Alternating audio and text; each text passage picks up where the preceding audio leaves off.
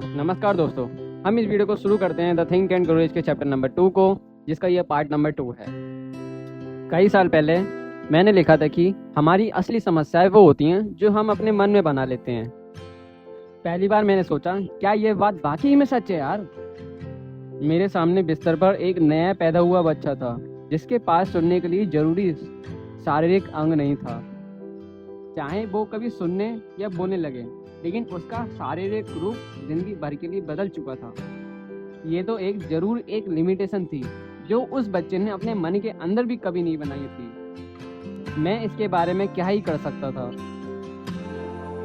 इसी तरह मैं उस बच्चे के दिमाग में अपनी ज्वेलेंट इच्छा को डाल दूंगा, एक ऐसी इच्छा जो कानों के बिना भी दिमाग तक आवाज़ पहुंचा सकता हूं। जैसे ही बच्चा थोड़ा बड़ा होगा और समझने के लायक होगा, मैं उसके दिमाग में इतनी गहराई से सुनने की इच्छा भर दूंगा कि प्रकृति भी अपने तरीके से उसे सच्चाई बना देगी। ये सब मैंने सिर्फ अपने मन में सोचा था, किसी से इसका जिक्र नहीं किया था।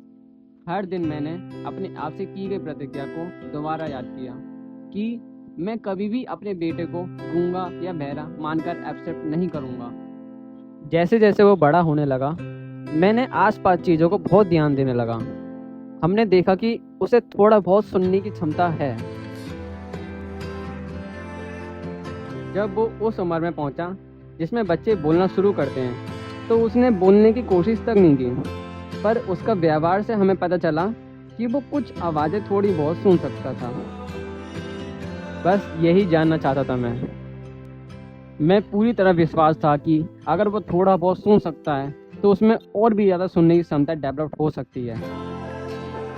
फिर एक ऐसी घटना घटी जिससे हमें नई उम्मीद मिली, और ये एक सोर्स से आई थी जिसका हमें कभी अंदाज़ा भी नहीं लगाया था।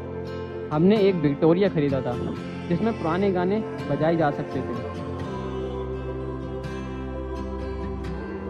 जब बच्चा पहली बार म्यूजिक सुना तो वो खुशी से झूम उठा और तुरंत मशीन को अपना बना लिया उसने। थोड़ी देर में उसने कुछ स्पेसिफिक म्यूजिक के लिए कुछ पसंद दिखाया अपना, जैसे कि it's a long way to Tipperary. एक बार उसने वो गाना लगभग 2 घंटे तक सुना, बार बार बजाया। फिर वो विक्टोरिया के सामने खड़ा हो गया। उसने दांत को कवर पे बहुत टाइट करके जकड़े हुए थे। उस समय हमने उसकी इस आदत का मतलब नहीं समझ पाए। कई साल बाद हमें पता लगा कि वो बोन कनेक्शन के प्रिंसिपल फॉलो कर रहा था। थोड़ी देर बाद मैंने पाया कि उसके कानों के पीछे की हड्डी की तरफ मैंने होठ रख के बोलना स्टार्ट किया, तो वो कुछ हद तक क्लियरली सुन सकता था। इन खोज ने मुझे वो जरिया दिया जिसके जरिए मैं अपनी ज्वेलेंट इच्छा को सच बना सकता था। मेरा बेटा सुन सकता है और बोल सकता है। नेपोलियन हिल कहते हैं कि उन्होंने एक्सपेरिमेंट करते हुए एक चीज नोटिस की, अगर उनके होठ ब्लेयर के कान के पीछे वाली हड्डी से चिपका के, तो ब्लेयर कुछ हद तक सुन सकता था।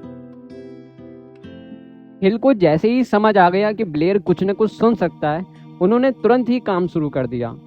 ब्लेयर के सबकॉन्शियस माइंड में सुनने और बोलने की इच्छा को डालना स्टार्ट कर दिया। जब ब्लेयर को पता चला कि मैस्टरोइड बोइंग के जरिए कुछ सुन सकता है, तो उसने उन शब्दों की आवाज़ निकालने की कोशिश शुरू कर दी। जैसे जैसे ब्लेयर बड़ा हुआ, उसके सुनने और बोलने की क्षमता को और सुधार होता गया। हिल कहते हैं कि ब्लेयर अभी तक उनसे बातचीत नहीं कर पाया है, लेकिन उन्हें पूरा भरोसा था एक दिन ब्लेयर जरूर बोलेगा। वो कहते हैं कि मैं किसी भी तरह अपना फेथ ब्लेयर को दूंगा, मतलब आस्था, जब तक कि वो आस्था उसके खुद के अंदर विश्वास में नहीं बदल जाती। हिल कहते हैं जब ब्लेयर के अंदर मेरा विश्वास गहराई से बैठ जाएगा, तब वो सुनने की शक्ति और बढ़ने लगेगी और वो खुद ब खुद कोई ना कोई रास्ता जरूर ढूंढ लेगा। हिल कहते हैं कि कुदरत एक ऐसा यंत्र बना सकती है जो शरीर की कमियों को पीछे छोड़ दे। जब ये कहानी लिखी जा रही थी तब ऐसा कोई यंत्र नहीं था, मतलब कोई डिवाइस नहीं बनाई गई थी, लेकिन उन्हें पूरा विश्वास था एक दिन ऐसा जरूर बनेगा। हिल को विश्वास था, वो जानते थे कि ब्लेयर के दिमाग में लगातार बीज बोने से एक दिन वो बीज जरूर उगेगा और बहुत बड़ा पेड़ बन के आएगा। ब्लेयर आज सफल इंसान है। उसने खुद का तरीका निकाला बोलने और सुनने का। वो न सिर्फ एक सुन पाया, बल्कि उसने बोलना भी सीखा, कॉलेज भी गया और वहाँ उसने डिग्री प्राप्त की।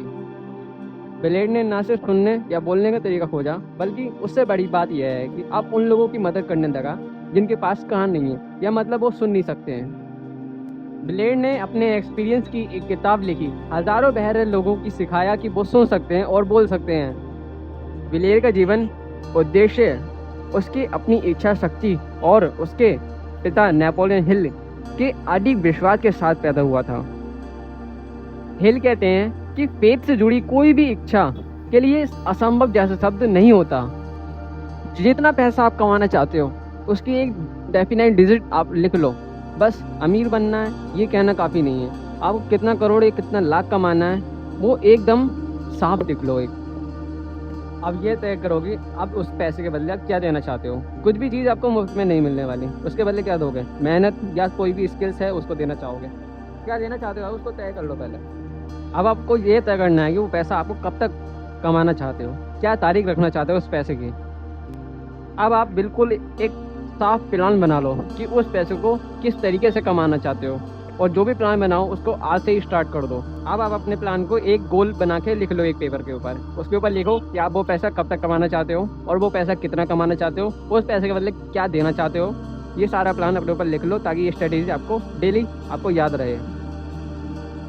अब आपने जो भी कुछ लिखा है उसको रोज़ सुबह और शाम को 2 बार पढ़ना है। इससे आपको महसूस होगा कि वो पैसा आप जल्दी से जल्दी पाना चाहते हो।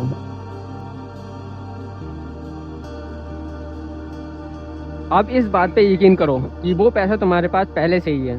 जब तक आप अपने दिमाग में मानोगे नहीं तब तक वो बात आपकी ज़िंदगी में सच नहीं होगी, और तभी आप सच मानोगे तब वो आपके पास पैसा आएगा। अब हम इस वीडियो को एंड करते हैं क्योंकि इस वीडियो का चैप्टर नंबर 2 ख़त्म हो चुका है। अब हम मिलेंगे नेक्स्ट चैप्टर में, चैप्टर नंबर 3।